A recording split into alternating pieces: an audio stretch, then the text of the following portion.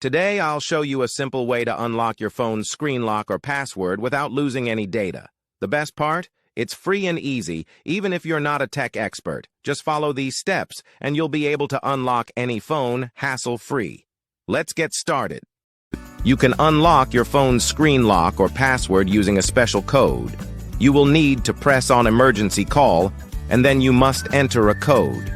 This code is unique to each type of phone and is provided by the phone manufacturer. In this video, we're using a code that works specifically for the type of phone we're demonstrating. Here's how you can get the code. Visit this website that provides unlock codes for free using a unique method.